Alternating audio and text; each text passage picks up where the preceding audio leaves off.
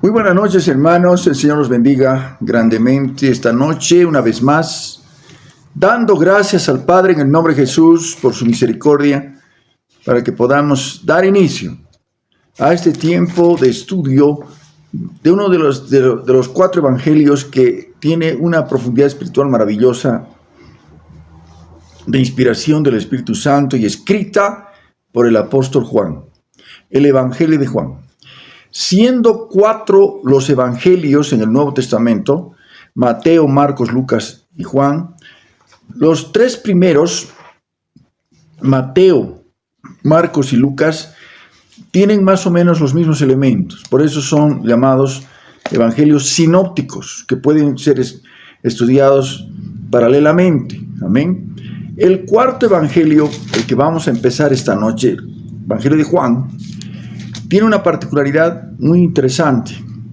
Fue escrita ya cuando estaba mayor el apóstol Juan, ya había sido llevado a la isla de Patmos, había sido libertado de la isla de Patmos, donde recibió la revelación de Apocalipsis.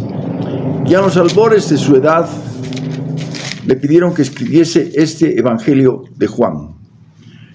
Este Evangelio que nos muestra en una relación extraordinaria al Hijo de Dios, a nuestro Señor Jesucristo, en su relación como parte de la divinidad.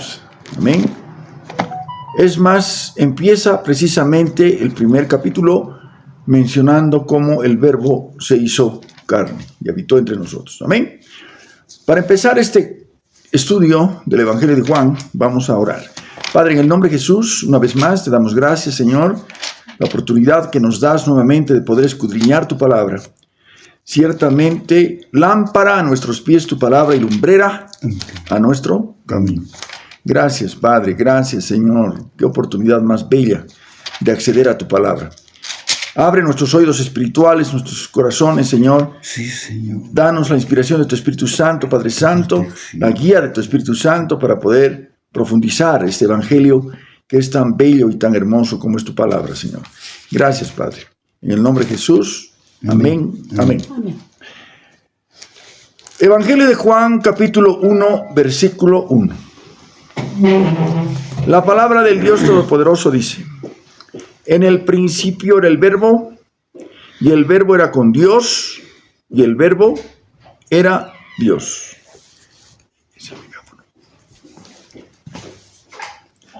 En el principio era el Verbo.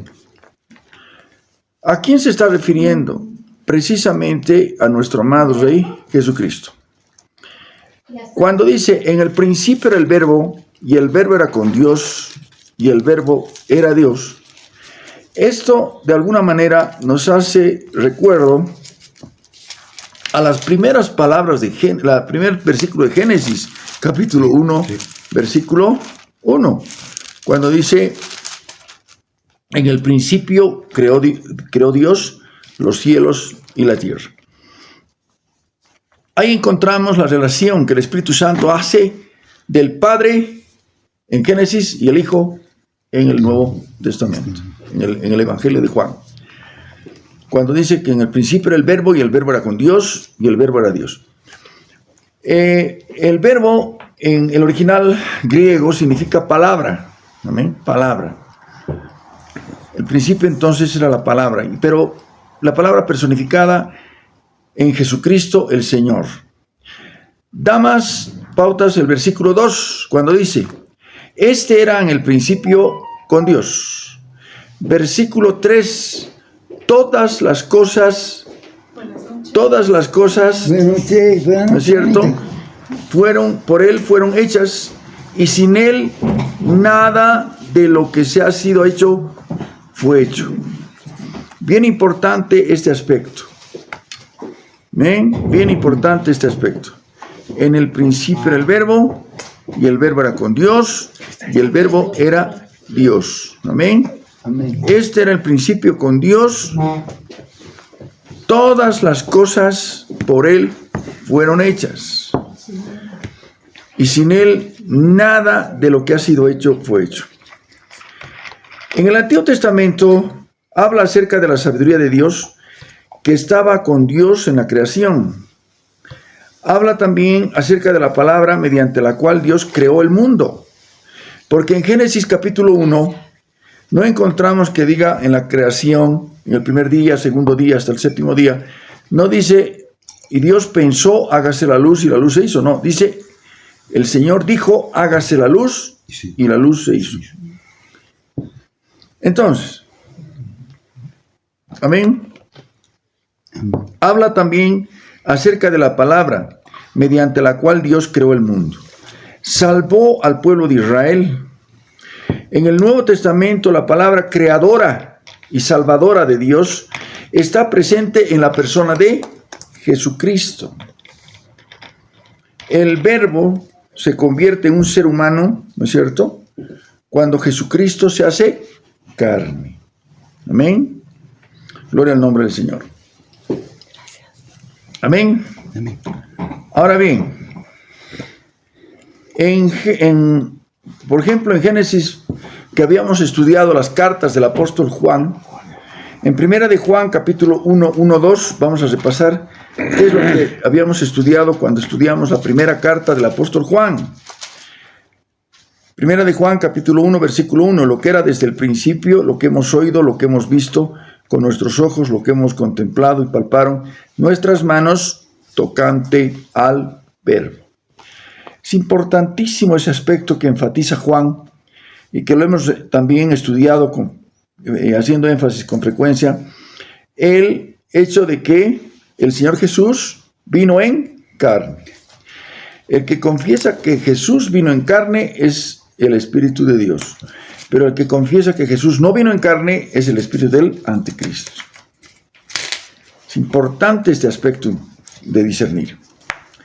Ahora bien, ¿qué dice el versículo 4? En él estaba la vida, y la vida era la luz de los hombres. La luz, dice, era la luz de los hombres. En él estaba la vida. El texto griego también puede traducirse como aquello que fue creado tenía vida en unión con el Verbo. La vida eterna, la vida que Dios da a los seres humanos a través de Jesucristo. Nosotros, como seres mortales que somos, tenemos un principio de vida y un fin de vida. Le es dado al hombre morir una sola vez y después el juicio. Pero precisamente esa es la labor de nuestro amado de Jesucristo, de darnos vida eterna. Amén. ¿Dónde está en el corazón mismo de los evangelios? Que vamos a ver más adelante, pero vamos a adelantarnos un poquito. En uno de los versículos más conocidos de Juan 3:16. Juan capítulo 3, versículo 16. Porque de tal manera amó Dios al mundo que ha dado a su Hijo unigénito, para que todo aquel que en él cree no se pierda, mas tenga vida eterna. Con cierta frecuencia no se enfatiza esta última parte. Más se habla del principio. De tal manera amó Dios al mundo. Evidentemente, ha dado a su Hijo, para que todo aquel que en él crea, pero dice, no se pierda, tenga vida eterna. El propósito de la venida del Señor y del propósito de la Biblia, desde el principio hasta el final, trata con la salvación del hombre. Amén. Ese es el propósito. ¿Para qué se hizo la Biblia? Para eso. Para mostrar el propósito de Dios para salvar al hombre. Por eso el Verbo vino, ¿para qué? Para salvar lo que se había perdido. Amén. ¿Qué sigue diciendo el versículo? El versículo 5 dice, la luz en las tinieblas resplandece, y las tinieblas no prevalecieron contra ella. Amén. Ahí vemos la luz, la revelación de la naturaleza y de la voluntad de Dios que Él hace por medio de Jesucristo. En el Antiguo Testamento, amados, la revelación de la vida después de la muerte no estaba muy clara. ¿No es cierto? Era evidentemente el morir e irse al lugar de los muertos y punto. El que le dio profundidad a esta doctrina fue el Señor Jesús, cuando dijo, yo soy la luz del mundo. el que cree en mí no andará en tinieblas. O también dijo, yo soy la resurrección y la vida. El que cree en mí, aunque esté muerto, vivirá. O sea, ya era una revelación, era luz para aquellos que no entendían que después de la muerte podía venir resurrección. Vida en Cristo Jesús. Amén. Ahora bien, pero también en el versículo 5, si leemos, dice, tinieblas. La luz de las tinieblas resplandece. Y las tinieblas no prevalecieron. ¿A qué se referirá cuando dice tinieblas? Tinieblas del pecado y de la muerte. Vamos a adelantarnos un poquito a Juan 3:19, porque vamos a llegar ahí también. Juan 3:19, cuando dice, 3:19, y esta es la condenación, que la luz vino al mundo, y los hombres amaron más las tinieblas que la luz, porque sus obras eran malas. Entonces, ahí precisamente nos muestra que el pecado y la muerte se expresa a través de las tinieblas. ¿Qué aconteció con Adán y Eva una vez que pecaron? Una vez que pecaron, nos dice el relato bíblico en Génesis, se ocultaron. Se escondieron. Hay los pasos del pecado. En la mujer, en Eva, se ve esos pasos. Vio, codició, pecó y ocultó. Son los pasos de todo pecado. Ahí le ponga usted el nombre que le ponga. ¿No es cierto? Vio, codició, algo que no le correspondía, no era lícito. ¿No es cierto? Codició, pecó y ocultó. Entonces, cuando habla de tinieblas, habla del enemigo, ¿no? Que precisamente procura tentar, pero al mismo tiempo, cuando la persona peca ya, trata de ocultar su pecado. ¿Ven? Ahora bien, pero dice ahí el 5, otra vez vamos a leer, la luz en las tinieblas resplandece. Las tinieblas no prevalecieron contra ella. ¿Qué significa? Que el texto griego también puede traducir no la comprendió, no prevaleció, es decir, realmente las tinieblas tratan de ocultar el pecado. Otra vez volviendo a lo que pasó con Adán y Eva, pecaron, de pronto se sintieron desnudos. ¿Y qué hicieron?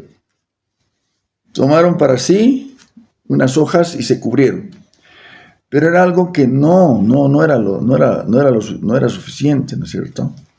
Entonces, la persona cuando cae en pecado, trata de ocultar su pecado y trata de solucionar su pecado con soluciones humanas, ocultando, ¿no es cierto? Justificando.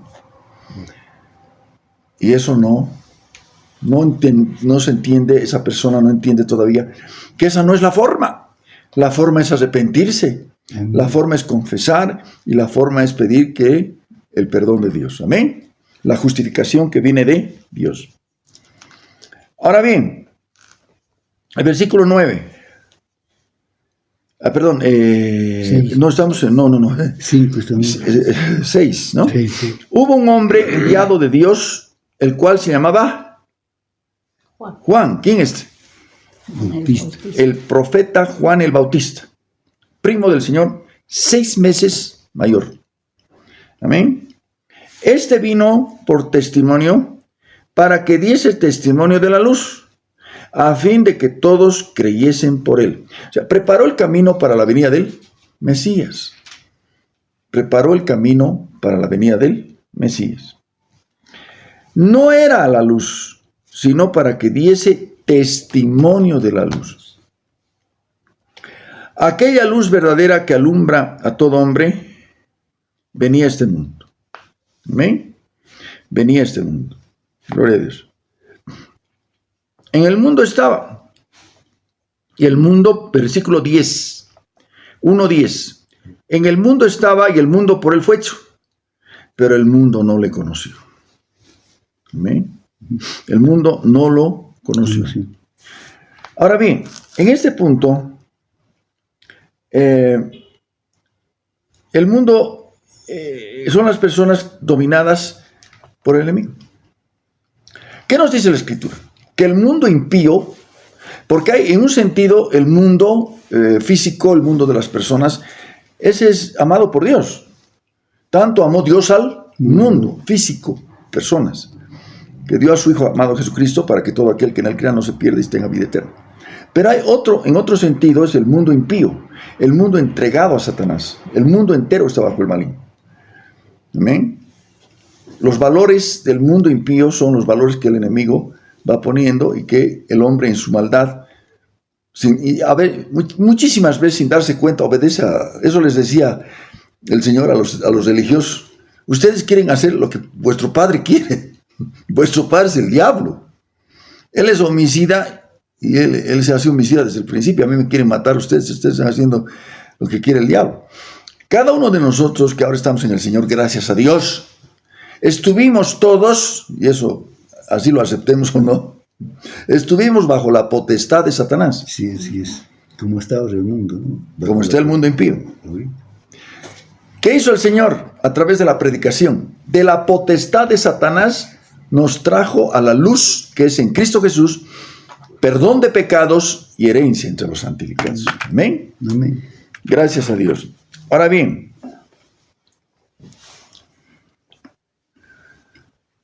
¿qué dice? Más adelante. ¿Qué dice el versículo 11? Qué tremendo el versículo 11. Versículo 11. A lo suyo vino y los suyos no les recibieron. ¿Para quién vino primero? El Señor Jesús hace 2000 años. A los suyos. Judíos. A los judíos. ¿Jesús nació judío? Sí. Sí. ¿De qué tribu? De Judá. En la genealogía de Jesús, que está en los evangelios, en Mateo y en Lucas, una genealogía es de Mateo. De Mateo es la de José. Y la genealogía de Lucas es de María. Por eso es que cuando pones las dos genealogías lado a lado, no coincide exactamente. Porque una es de José y la otra es de María. Pero ambos, José y María, pertenecían a Judá, a la tribu de Judá. Y su genealogía siempre coincide con David. Entonces, raíz y linaje de David. Nació judío.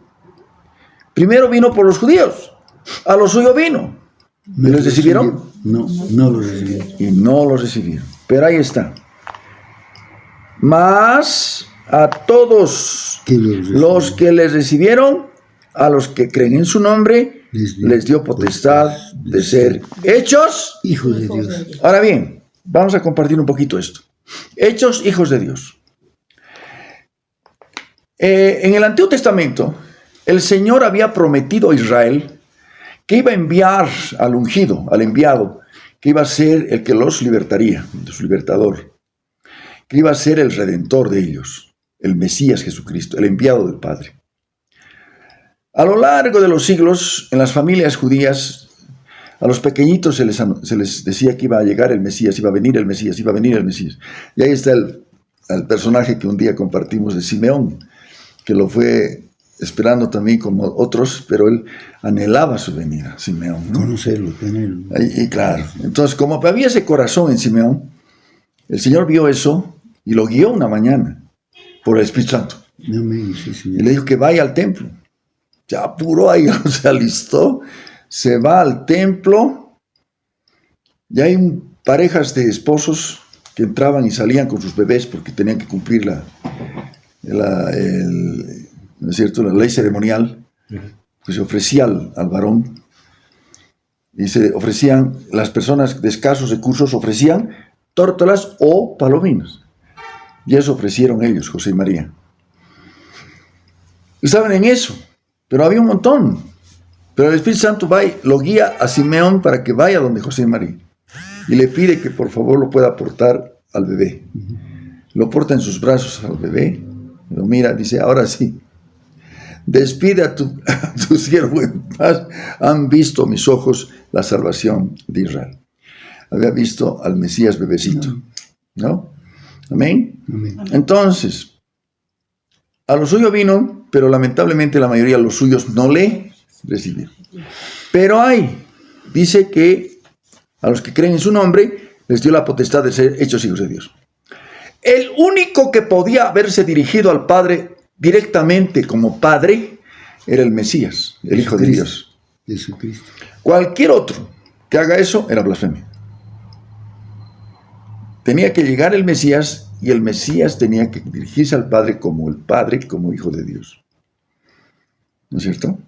Pero, en virtud de lo que el Señor hizo en la cruz del Calvario y todo eso, nos dio la potestad de hacer de nosotros hijos de Dios. Él es el Hijo de Dios con mayúscula, pero nosotros somos hijos de Dios con minúscula, porque somos adoptados. Nos adoptó. Amén. Amén.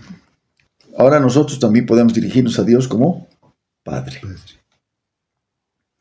Ahora bien, los cuales no son, dice, es un punto importantísimo, no son engendrados de sangre, ni de voluntad de carne, ni de voluntad de varón, sino de Dios. ¿Cuáles son aquellos engendrados de voluntad de varón? Los que nacimos de papá y mamá. Esos nacimos voluntad de carne, voluntad de varón. En el caso del nuevo nacimiento, es voluntad de Dios. Es una concepción espiritual, nacido del Espíritu Santo, el nuevo nacimiento. Amén. Y aquel verbo fue hecho carne, habitó entre nosotros, vimos su gloria, gloria como del unigénito del Padre, lleno de gracia y de verdad. ¿Por qué dice unigénito del Padre?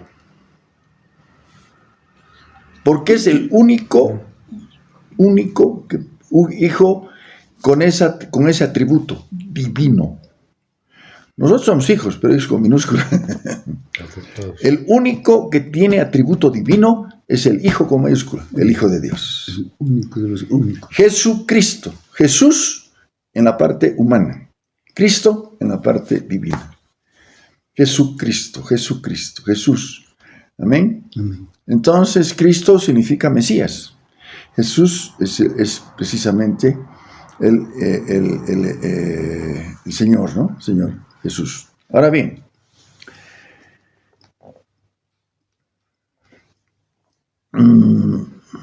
Juan, versículo 15. Juan dio testimonio de él, clamó diciendo: este es de quien yo decía, el que viene después de mí es antes de mí, porque era primero que yo. Ahora sí, ¿cómo entendemos esto? ¿Ah? Otra vez, el que viene después de mí es antes de mí, porque era primero que yo. Pero un ratito, a ver. Juan el Bautista es mayor que Jesús con 6 meses. Primo del Señor. En su divinidad. Lógicamente, antes que Juan. Antes que todos. Antes que Abraham fuese, yo soy, dice el Señor. Amén, sí, Señor. Sí. ¿No es cierto? Por eso Juan el Bautista dice: no me miren a mí. El que viene, dice, y yo doy testimonio, este es el que yo decía, el que viene después de mí, y el que estoy anunciando, es antes de mí, porque era primero que yo. Porque de su plenitud tomamos todos, gracia sobre gracia, gracia abundante. Gloria al nombre del Señor. Amén. Amén. Ahora bien, la ley, ese es un principio espiritual interesante, el versículo 17. La ley fue por medio de Moisés. ¿Hacía cuánto tiempo Moisés había sido designado por Dios como legislador? ¿Había recibido la ley cuándo? Antes de esto. ¿Cuántos años antes de esto? Antes de Juan. Antes de Jesús. 1500 años antes, Moisés subió al monte Sinaí, y recibió el decálogo y la ley. Amén. Ahora, la ley por medio de Moisés fue dada, pero la gracia y la verdad vinieron por medio de Jesucristo.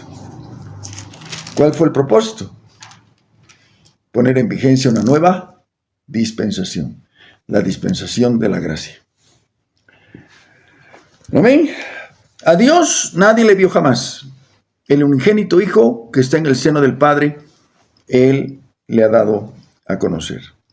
Uno de los propósitos por los cuales el Señor vino es dar testimonio del Padre.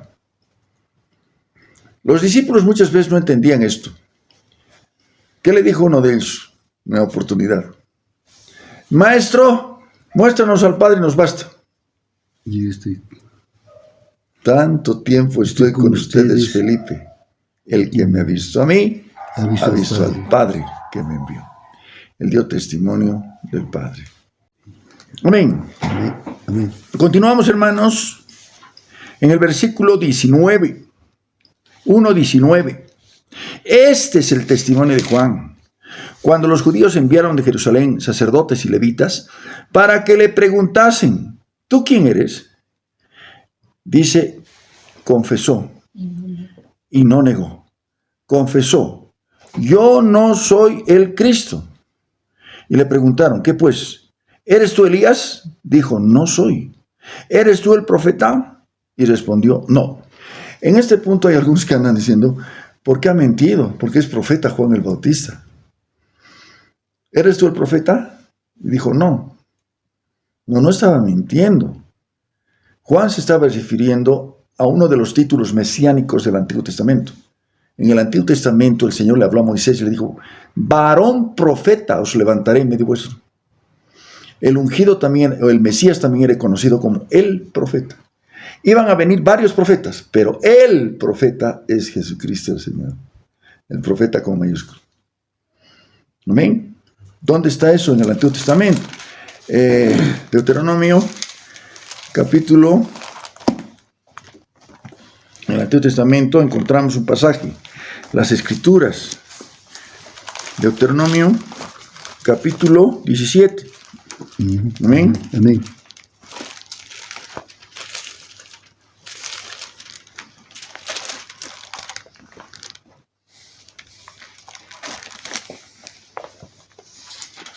Perdón, 18. Deuteronomio capítulo 18, versículo 15. Si alguien puede encontrar. Profeta. Profeta de en medio de ti, de tus hermanos, como yo, te levantará Jehová tu Dios. A él oiréis. Amén. Profeta. Moisés fue el mayor profeta de Israel en el Antiguo Testamento. Se convirtió en un modelo para todos los otros profetas que siguieron. Pero según el Nuevo Testamento, esa promesa se cumple sobre todo en el Mesías, que es Jesús. ¿Amén? Habría de haber muchos profetas. El personaje prominente del Antiguo Testamento es Moisés. Pero ¿qué dice Hebreos precisamente? De eso se trata el libro de Hebreos. Mayor que Moisés, Jesús. Mayor que los ángeles, Jesús. Mayor que todos, Jesús. Amén. El profeta iba a ser el Señor Jesús. Iba en realidad a tener los tres ministerios. Había habido reyes que fueron... el rey, cuando hubo una serie de reyes, ¿no? En Israel, ¿no? Hubo, por ejemplo, David fue rey, pero también profeta, porque profetizó. Pero en ninguno estuvo los tres ministerios. Ninguno fue rey, sacerdote y profeta al mismo tiempo. Eso lo cumplió el Señor Jesús. Fue rey, profeta y sacerdote, porque es el Hijo de Dios, porque es el Mesías. Amén. Amén. Gloria a Dios. Entonces, por eso dice profeta no. ¿Eres obra? No. Versículo 22. 1:22. Le dijeron, pues, ¿quién eres? ¿Quién eres? Para que demos respuesta a los que nos enviaron. ¿Qué dice de ti mismo? Y ahí está. Dijo, yo soy la voz de uno que clama en el desierto. Enderezad el camino del Señor, como dijo el profeta Isaías. Amén. O sea, ¿qué había de hacer el Juan el Bautista? Preparar el camino. Versículo 24. Los que habían sido enviados eran de los fariseos y le preguntaron y le dijeron: ¿por qué pues bautizas si tú no eres el Cristo, ni Elías, ni el profeta? ¿Por qué le decían, por qué le estaban atribuyendo que era Elías? Porque la profecía del Antiguo Testamento decía que Elías iba a volver. Cuidado, no es el Elías el profeta, ¿no es cierto? Porque el Señor Jesús dijo: Elías ya vino, hicieron todo, cuando ya ya fue muerto Juan el Bautista. Elías vino, ahora bien. Pero en el Antiguo Testamento, vamos por favor a Malaquías. Vamos a Malaquías, que es el último libro del Antiguo Testamento. Amén. ¿Cómo termina el Antiguo Testamento? Capítulo 4. Malaquías capítulo 4, versículo 5. He aquí yo os envío el profeta Elías, antes que venga el día de Jehová, grande y terrible. Él hará volver el corazón de los padres hacia los hijos y el corazón de los hijos hacia los padres, no sea que yo venga y hiera la tierra con maldición. Ahora, no es que ¿Elías conoció muerte? ¿El profeta?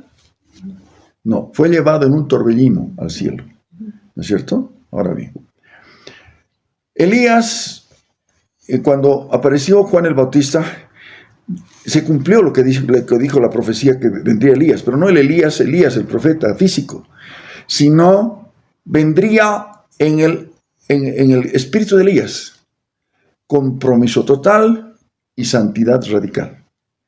Compromiso total y santidad radical. Por eso Jesús dijo, cuando ya murió Juan el Bautista, dijo: vino ya Elías, hicieron lo que quisieron con él. Murió decapitado por Herodes, ¿no es cierto? Herodes lo hizo decapitar. Ahora bien, ¿qué dice? ¿Quién eres?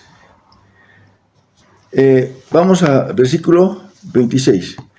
Juan les respondió diciendo: yo bautizo con agua, mas en medio de vosotros está uno a quien vosotros no conocéis. Este es el que viene después de mí, el que es antes de mí, del cual yo no soy digno de desatar la correa del calzado. Estas cosas sucedieron en Betábara, al otro lado del Jordán, donde Juan estaba bautizando. ¿De qué se trata el bautismo de Juan el Bautista? Es un bautismo de arrepentimiento, de preparación para la venida del Mesías. Llegó el Mesías, lo recibieron como Señor, y ahí se cumplió el ministerio de Juan. Una vez que empezó el ministerio de Jesús, terminó el ministerio de Juan el Bautista. Por eso dice: él ya vino, ahora es necesario que yo mengüe y él crezca. Amén. Aquí confiesa, versículo 29. El día siguiente vino Juan a Jesús, que venía a él, y dijo: he aquí el Cordero de Dios que quita el pecado del mundo. Este es aquel de quien yo dije: después de mí viene un varón, el cual es antes de mí, porque era primero que yo. Yo no lo conocía más para que fuese manifestado a Israel, por esto vine yo bautizando con agua. También dio Juan testimonio diciendo: vi al Espíritu que descendía del cielo como paloma y permaneció sobre él. Yo no le conocía, pero el que me envió a bautizar con agua, aquel me dijo: sobre quien veas descender el Espíritu Santo, permanece sobre él. Este es el que bautiza con el Espíritu Santo. Y yo le di y he dado testimonio de que este es el Hijo de Dios. El Hijo de Dios. Uno de los tantos títulos mesiánicos de Jesús. Hay varios títulos mesiánicos. El Hijo de Dios, el renuevo, muchos, ¿no? El camino, varios títulos mesiánicos de Jesús. Amén.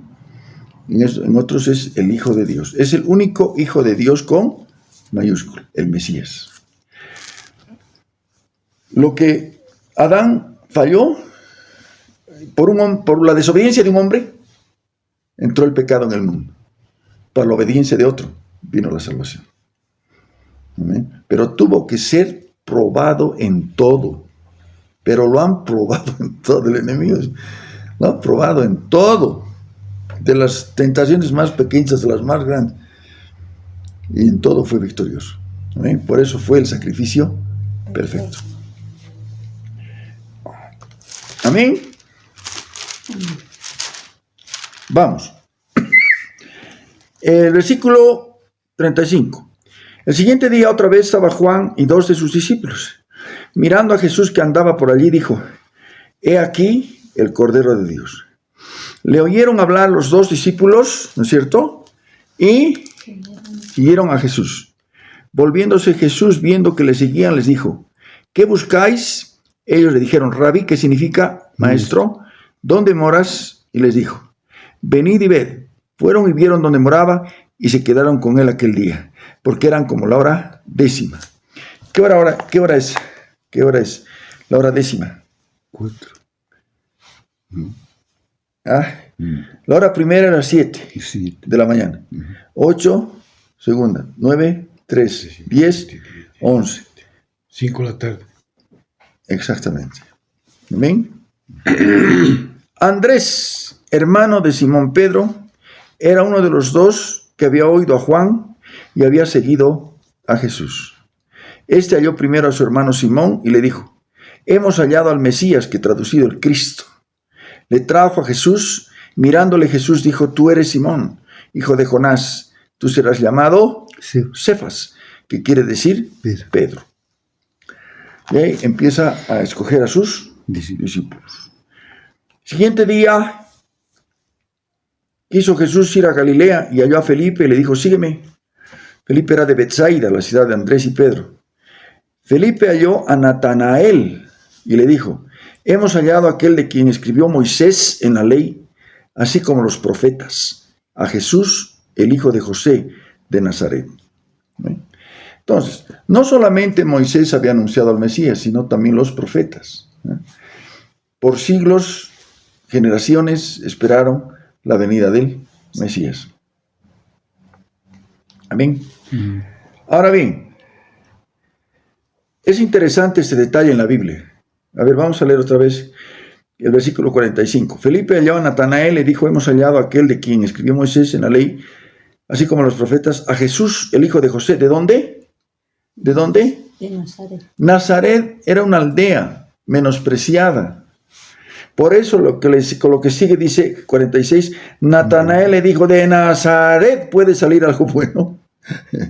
¿Amén? Es más, ¿por qué además era menospreciado Nazaret? Porque era al norte y era Galilea, de los gentiles. ¿Cómo es posible que de los gentiles puede salir el Mesías? Claro, no es que de los gentiles salió el Mesías, sino que ¿dónde nació Jesús? Belén. Belén era de la región de Judea, al sur. Después el relato bíblico nos dice que fue llevado, porque estaban persiguiendo a los pequeñitos, fue llevado a Egipto. De Egipto llamé a mi hijo, dice, ¿no? Y se fueron no a Belén otra vez, sino al norte, a Nazaret, donde se crió. No nació ahí, se crió para que se lo llame también el nazareno, ¿no? Entonces, en Nazaret. Por eso es que dice, ¿cómo? El Mesías no puede salir de la profecía. Dice que Miqueas 5:2. ¿Qué dice Miqueas 5:2? 5:2. Miqueas 5:2 nos muestra el lugar donde iba a nacer el Mesías. ¿Dónde iba a nacer el Mesías? Miqueas 5:2. Pero tú, Belén, Efrata, pequeña para estar entre las familias de Judá, de ti me saldrá el que será el Señor de Israel. Sus salidas son desde el principio, desde los días de la eternidad. Belén, Efrata. Amén. Ahí nació el Mesías y se crió en Nazaret, de la región de Galilea.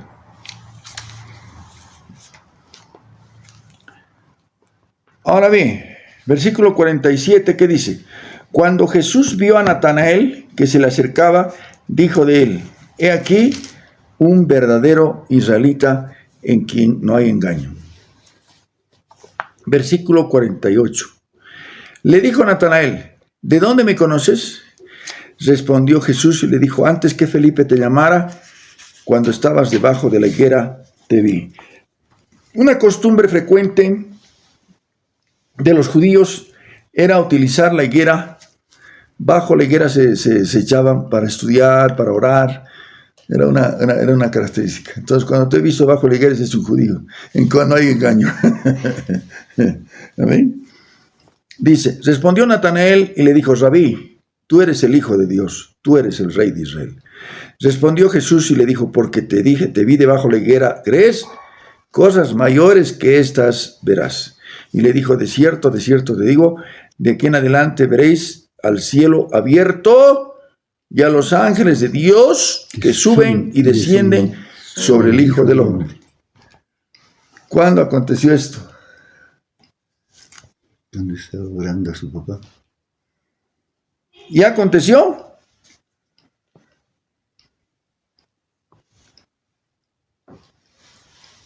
Amén. De cierto os digo, de aquí adelante veréis el cielo abierto y a los ángeles de Dios que suben y descienden sobre el Hijo del Hombre. Los discípulos de Jesús, es decir, los ángeles de Dios que suben y descienden, ¿recuerdan ustedes el relato en el Antiguo Testamento de Génesis, cuando tuvo un sueño Jacob y vio una escalera que estaba del cielo a la tierra, y ángeles que subían y bajaban, ¿no es cierto? Amén. Entonces, en realidad, el Hijo del Hombre es aquel que une la tierra con el cielo, donde, digamos, es decir, la labor del Mesías sería unir el cielo con la tierra y hacer la paz del cielo con la tierra a través de la cruz. ¿Por qué? Porque hasta Jesús, la tierra estaba enemistada con Dios. Maldita es la tierra por tu causa. Pero al morir Jesús en la cruz del Calvario, hizo la paz entre el cielo y la tierra en su cruz. ¿Amén? Para hacer el camino para llegar al Padre. Gloria al nombre del Señor. Amén. Amén. Bien, de esta manera, hermanos, hemos completado el primer capítulo de este preciosísimo libro, Evangelio de Juan, que como hemos visto tiene mucha riqueza espiritual.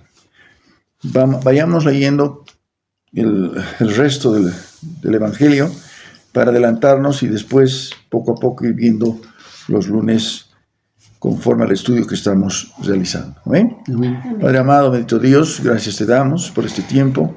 Gracias, Señor, la oportunidad que nos das de poder llegar con este estudio. Aquellos presentes y aquellos que van a estar en sintonía, en línea, viendo este estudio grabado. Gracias, Padre. Bendice tu palabra. Bendice, Señor, las vidas. Bendícenos, Padre Santo, con tu presencia, con tu amor, con tu misericordia. Todo lo que estamos realizando confirma la obra de nuestras manos. Gracias, Padre. En el nombre de Jesús decimos todos amén. Amén. Dios los bendiga Amén. grandemente.